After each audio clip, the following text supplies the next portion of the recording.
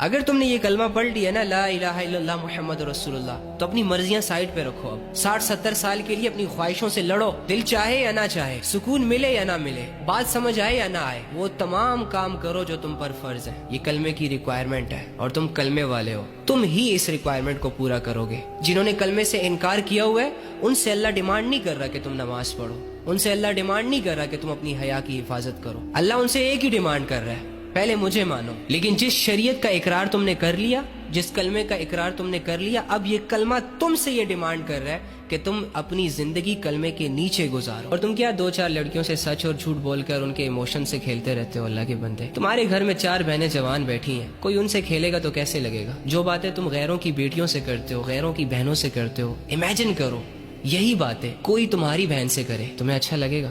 نہیں لگے گا نا. تو کیوں ایک دوسرے کو بیوقوف بنا رہے ہو؟ کیوں ایک دوسرے کا ہاتھ پکڑ پکڑ کر لوگوں کو جہنم کے راستے پر لگا رہے ہو؟ اللہ کے بندو، تم لوگوں کو تو اللہ نے کہا ہے کنتم خیر امۃ اخرجت للناس تأمرون بالمعروف وتنہون عن المنکر، کہ تم لوگ تو بہت اچھے بہترین لوگ ہو یار. لوگوں کو اللہ کی طرف بلاتے ہو، لوگوں کو برائیوں سے بچاتے ہو، نیکیوں کی طرف بلاتے ہو، اور خود بھی اللہ پر ایمان رکھتے ہو. آؤ یار اچھی سی زندگی گزارتے ہیں قسم سے.